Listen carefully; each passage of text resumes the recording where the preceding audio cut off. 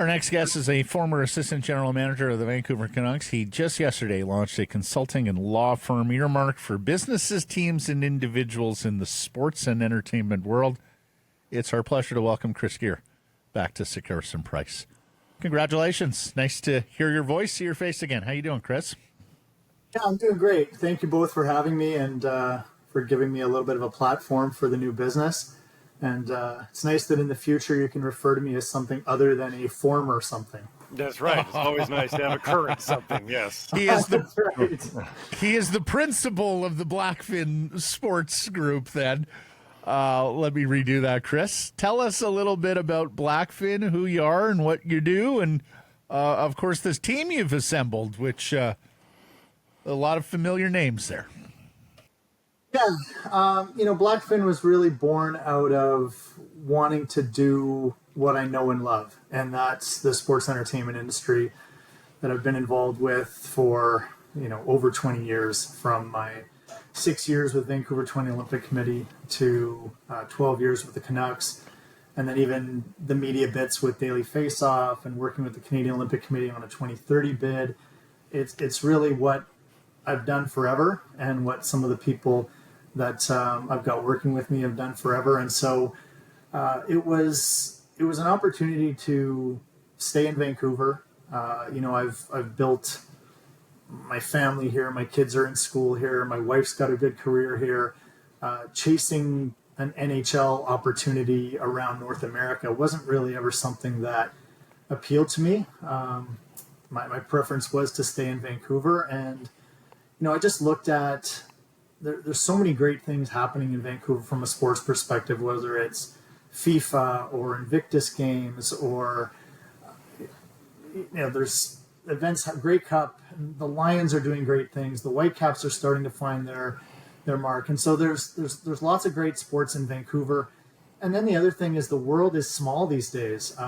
Through Zoom and through the ability to connect digitally, we can work with companies in the U.S., across Canada, and internationally. And there may be a certain entity in Switzerland that we're already doing some work with. So it's been really great just to build this and to talk to people in the city and in the sports community and get their enthusiasm for what I was proposing to do.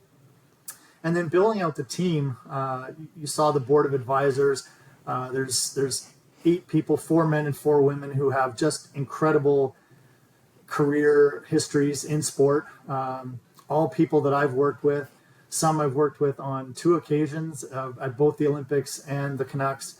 But, when I approached each one of them for the particular skill set that they provide, and, obviously we've got a communications professional, a marketing professional, a government relations professional, hospitality, sponsorship, and then capping that off with an NHL icon in Trevor Linden and Olympic gold medalist in Christine Nesbitt. Just have this breadth of talent and experience that can add to our group. And they won't be day to day in the operation, but they'll contribute whenever we have a reason to call upon them or where we have a client that could use their expertise. And so when I reached out to each of them, it was just this overwhelming desire on their part to help and to see us succeed. And so I was so grateful that they were so willing to jump on board without hesitation. And it's been fantastic. So we'll see how it all evolves, but excited to get started. Is that Swiss operation you referenced the IOC, or are you already doing business with the IOC, Chris? Yeah, there was a pre-existing relationship, obviously, from my time at Vanok. So we're finding ways to help them. I can't comment on that too much just because of their, they've got professional relationships with firms that are sponsors. So ours is not anything like that, but we can provide them a little bit of help. Gotcha. Can you see a world in which your group helps to land big events in Vancouver? Do you think that's an avenue that will be explored? I would love to do that. I think we're going to be open to a lot of different things at first. Some will be strictly legal. Some will be helping to bring about partnerships, whether that's on the corporate side.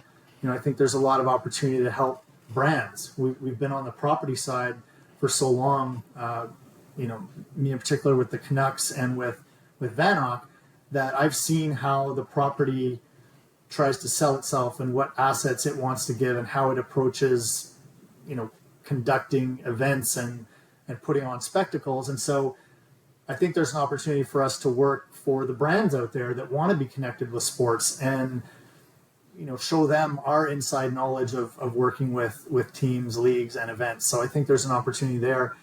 But really anything, working with athletes to help them brand themselves, working with event organizers to bring in suppliers and services and, things that, again, have done for years and years with Van Ock and with the Canucks. And I think there's so much happening in the sport world that we can help with, bringing an event to the city or helping to bring, a new team or to develop women's sports or whatever it is. We're ready to help and we think we have the expertise to do that. So, it'll be exciting. Well, of course, if you're bringing events to town, you must work with Michelle Collins, the tour de force, who does so much of that for our community. Blackfin, wherever did you come up with the name, Chris? Mm-hmm, mm-hmm. It's there's the obvious connection. The logo on the chest at my former organization obviously was important to me, and I think the orca is such a strong and powerful animal and is so representative of the West Coast. And I've always liked the animal itself, irrespective of what it represented in Vancouver.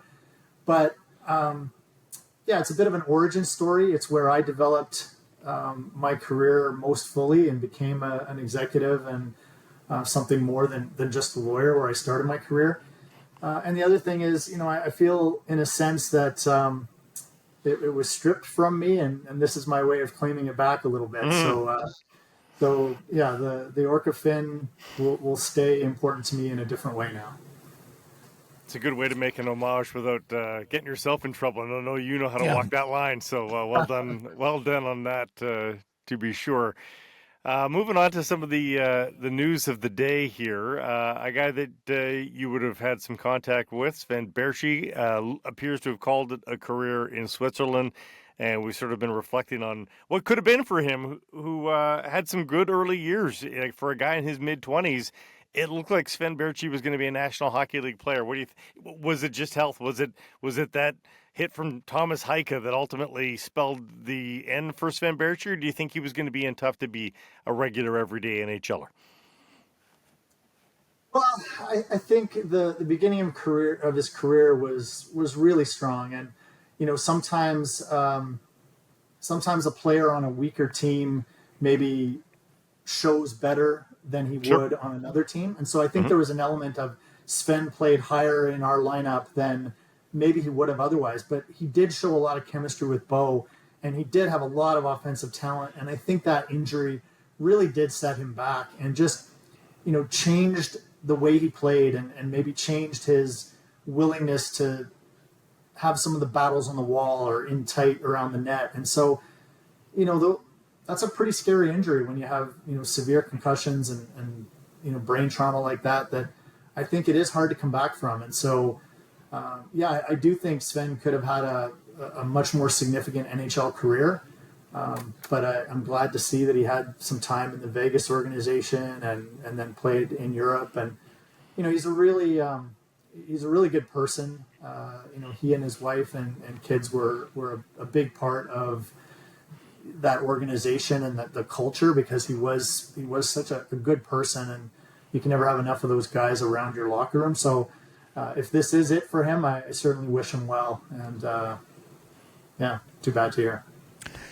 Lastly, Chris, we saw you tweeting after the Sebastian Aho contract extension in Carolina, and you think that's reasonably good news, the deal that Aho and the Hurricanes came together on for the Vancouver Canucks and their efforts to re-sign Elias Pettersson. Explain. Yeah, I just think that the way salaries have been going, there was a potential for Aho's deal to be above 10. And the fact that he came in at 9.75, I think he's a strong comparable for Petey. I know Petey had significantly more points in this last platform season, but from a goal scoring perspective, from an overall team contribution perspective, a defensive awareness perspective, I think they're actually quite comparable. And so, I think Petey will get more, but I don't think the gap should be so significant. I think the bigger gap will be if you compare Petey to the Pasternaks and Matthews of the world, who have scored, I mentioned this last week with Blake and Jeff, but 55, 60 goals. That's a whole different dimension, and this league still pays for goal scoring. And so I think when you're talking about the numbers that Pasternak and Matthews are at, there's got to be a significant discount to where Petey is. So I see Petey as being above Aho, but not approaching those numbers. And, somewhere between 10 and 10.5 is probably a realistic number, which, given where salaries are at, I think is something pretty reasonable for the Canucks at this point. August 2nd, still a lot of time left. When would you begin to get concerned about Pettersson and the extension? A month from now, when the season starts, when training camp starts? Lay out the timeline for me. Put your AGM hat back on. Lay out the timeline for me to when you would want this deal done and when you would be concerned if it isn't yet done.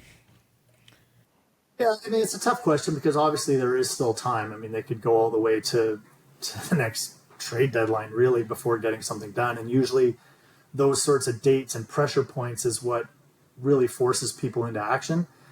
The longer they wait, there's the potential for Petey to start the season. And if he's on pace to score, 50 to 60 goals, then the number only goes up. So you obviously want to get it done sooner than later. He's he along with Quinn and Thatcher are kind of the cornerstones of your franchise going forward. So yeah, you'd love to lock it up early.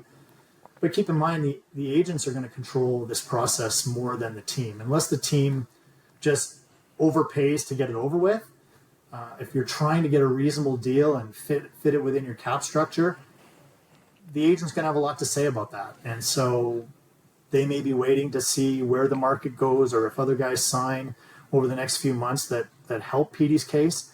And so it's not going to be easy. That no amount of desire to get this done is going to make it happen if the other side doesn't want it equally bad. So it'll be interesting to watch. I don't know that I'd be concerned unless I'm hearing the wrong signals from Petey's camp. As long as they're still engaged in a dialogue and maybe the number's not quite right, but they're still active in the dialogue, then I think I'd still be reasonably comfortable to let it play out.